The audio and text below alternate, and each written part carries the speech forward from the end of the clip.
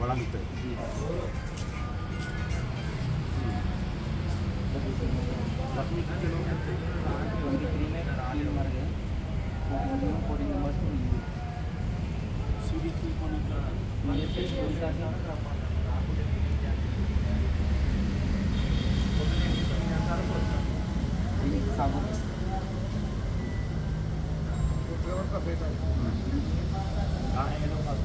अभी जो है हॉस्पिटल में एडमिट है, तो सर्जरी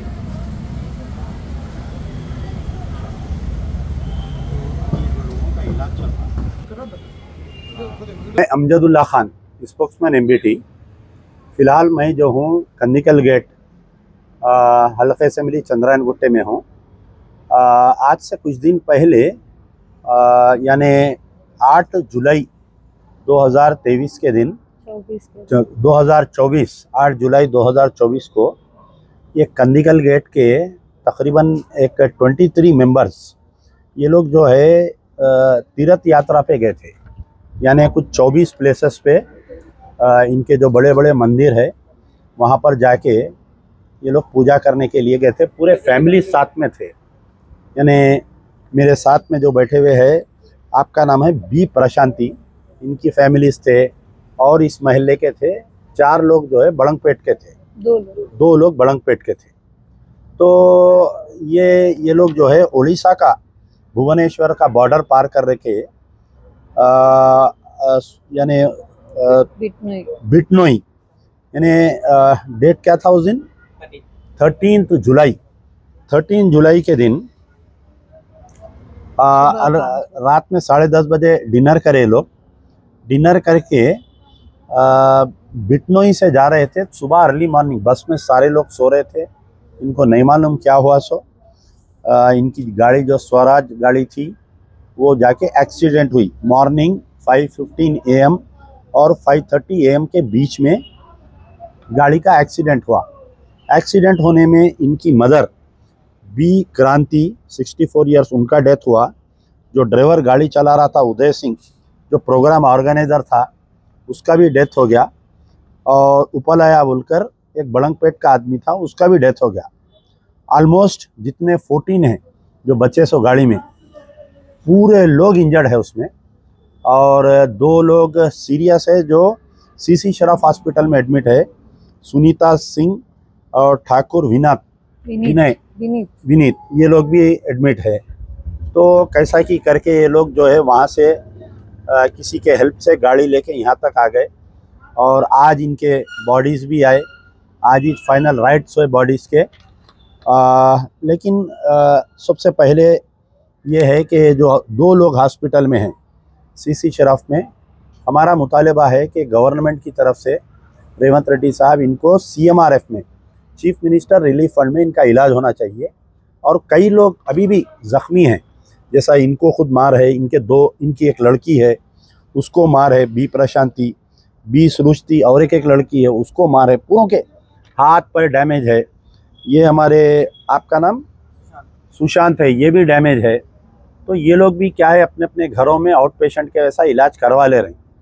और ये जो लोग मरे अभी तक इनके लिए कोई एक्सग्रेशिया भी ऐलान नहीं हुआ।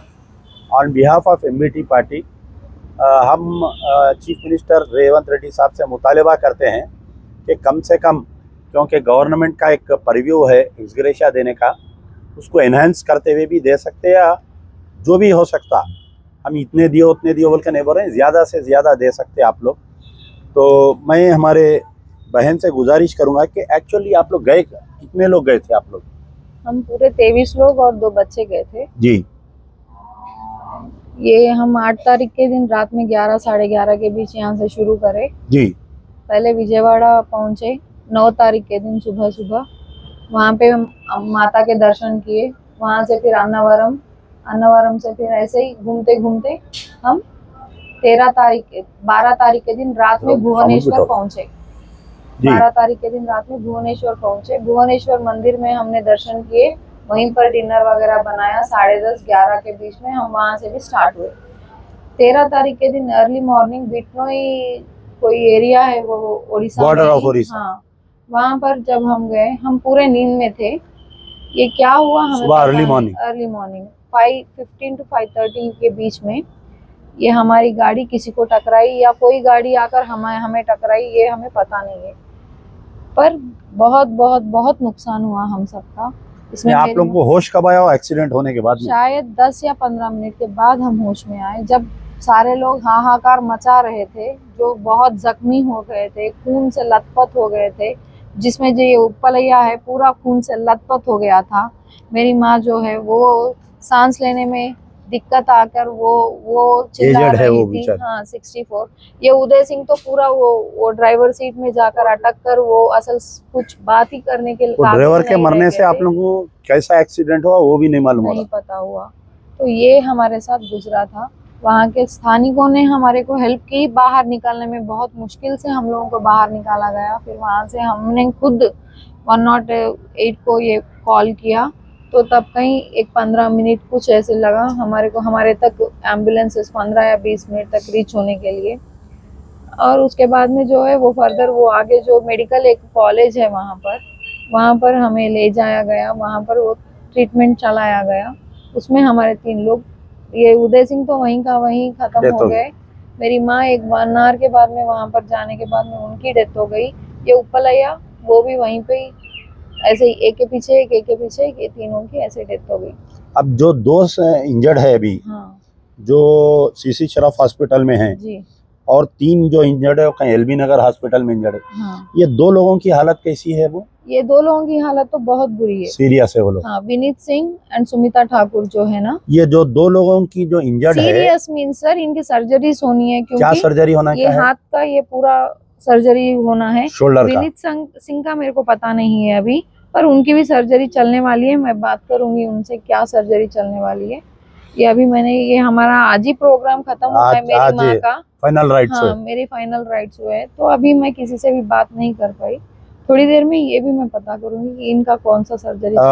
ये लोगों का इलाज ये लोग सेल्फ करवा ले रहे हैं या गवर्नमेंट से? अभी सेल्फ चल रहा है। अभी तक गवर्नमेंट से कुछ आपको हेल्प नहीं पहुंचा दी? नहीं सर।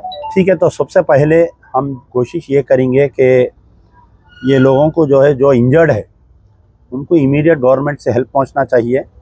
और एक्सग्रेशिया जो है इन लोगों को, क्योंकि तेलंगाना के लोग थे, हालांकि एक्सीडेंट कहीं और हुआ, तो तेलंगाना गवर्नमेंट ह्यूमैनिटेरियन ग्राउंड पे इनको एक्सग्रेशिया भी देना चाहिए। और मजीद दो, अब जैसा ये यंग लड़कियां हैं, अब ये लोग इंजर्ड है, तो इनको एक इमीडिएट एक टीम ऑफ डॉक्टर्स इनके हॉस्पिटल्स विजिट करना चाहिए। आपको अगर गवर्नमेंट से हेल्प होने का है, आपका नंबर क्या है ज़रा बोलिए, ताकि आपका नंबर देख के जो भी टीम ऑफ डॉक्टर्स आते, कलेक्टर वगैरह आते, कई लोग ढूंढ रहे हैं, आप लोगों का पता नहीं मालूम, खाली अखबार में, तो आपका नंबर बोलिए क्या है? 86-390 जी 79-392। आपका नंबर है। आपका नाम क्या बोले? प्रशांति।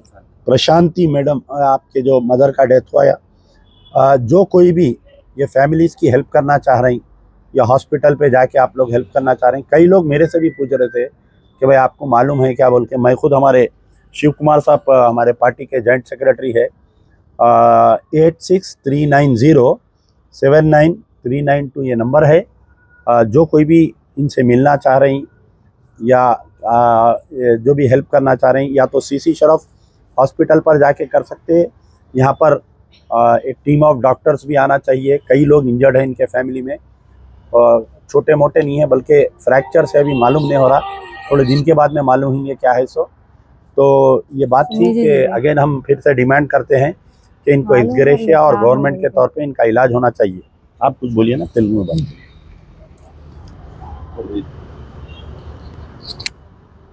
आप बात करते हैं, ఈ రోజు కందికల్ గేట్ బోయిగూడ ప్రాంతులైన మొన్న 8 తారీఖు ఇక్కడికి యొక్క గుళ్ళ దర్శనానికి ఈ యొక్క ఇక్కడికి 23 మంది బయలుదేరారు. మరియు బడంపేటకి ఒక 6 మంది, మొత్తం కలిసి 28 మంది దాకా వెళ్ళారు. కాబట్టి విజయవాడ పోయి దర్శించుకున్నారు మొట్టమొదటిగా. ఆ తర్వాత అక్కడికించి అరుణాచలం వెళ్ళారు. అక్కడికించి ఒరిస్సా బార్డర్ వెళ్ళి అక్కడ భువనేశ్వర్ టెంపుల్కు దర్శించుకొని అక్కడికించి వేరే అక్కడ దేవాలయాలకు ఒరిస్సా స్టేట్లో తిరుగుతుండగా ఘోర రోడ్డు ప్రమాదం జరిగింది.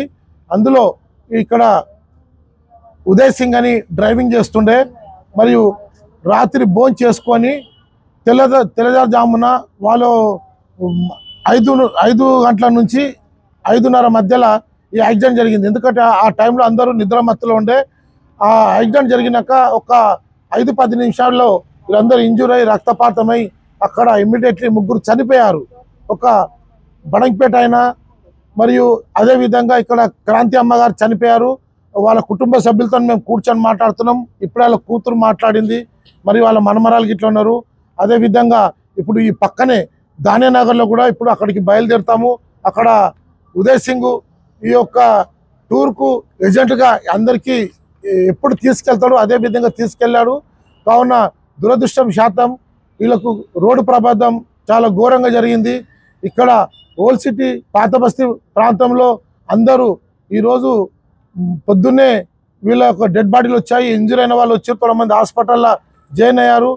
కాబట్టి చాలా దుఃఖంలో ఉన్నారు. ఇక్కడ స్థానికులు అందరూ వచ్చి కలుస్తున్నారు, వాళ్ళకు మద్దతు తెలుపుతామని. అదేవిధంగా మన తెలంగాణ గవర్నమెంట్ రేవంత్ రెడ్డి గారు సీఎం గారు తొందరగా స్పందించి కలెక్టర్కు ఆదేశాలు ఇచ్చి వీళ్ళకు ఏదో విధంగా చనిపోయిన వాళ్లకు భారీ ఎత్తున ఆదుకోవాలని, అదేవిధంగా ఇప్పుడు ఇంజూర్ అయిన వాళ్ళు ఇంకా ఎక్కువ దెబ్బలు తగిలి శిశు షరీఫ్ హాస్పిటల్ కాచిగూడలో 2 ఉన్నారు.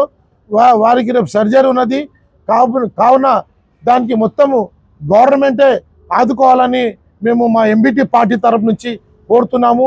ఇక్కడికి వచ్చి మా ఎంబీటీ స్పోక్మెన్ అమ్జదుల్లా ఖాన్ గారు ఆయన పరామర్శించి ఆయన పేపర్లో చూసి నాకు రాత్రి 11 గంటలకు ఫోన్ చేశాడు. తెలుసుకుంటే ఈరోజు నేను మార్నింగ్ వేరే దిక్కు పోయినంటే నేను మధ్యాహ్నం వచ్చిన దాకా డెడ్ బాడీలు మేము రేపు ఇక్కడ జరుగుతుంది అనుకున్నాం కార్యక్రమం.